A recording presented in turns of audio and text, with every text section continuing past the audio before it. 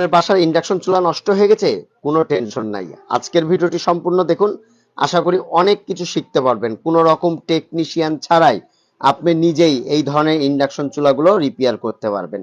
যদি আপনার ইন্ডাকশন চুলাটি চলতে চলতে বন্ধ হয়ে যায়, টোটালি ড্যামেজ হয়ে যায়, তাহলে সর্বপ্রথম আপনাদেরকে যে কাজ করতে হবে সেটা হলো আগে সিরিজ লাইন, বাসা বাড়িতে সিরিজ লাইন থাকা লাগবে। যদি এই ইন্ডাকশন চুলা সার্ভিসিং করতে চান তাহলে বাসাতে সিরিজ লাইনের প্রয়োজন আছে।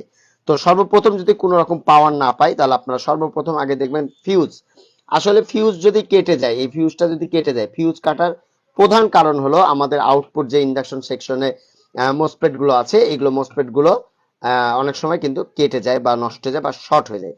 তো অনেক সময় এই যে এইখানে আছে 8 জিবি মানে মোসপেট গুলো, এইগুলো আপনারা খুব সহজে বাজারে কিনতে পারবেন 70 থেকে 80 টাকা দামের ভিতরে। আর অবশ্যই এই চুলা সার্ভিসিং এর জন্য আপনাকে সিরিজ লাইনের প্রয়োজন আছে।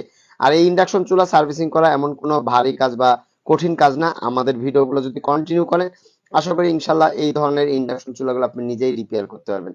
তারা যদি পাওয়ার না পায়, আপনারা সর্বপ্রথম যে কাজ করবেন, কেবলটা চেক আপ করবেন, ফিউজটা চেক আপ করবেন।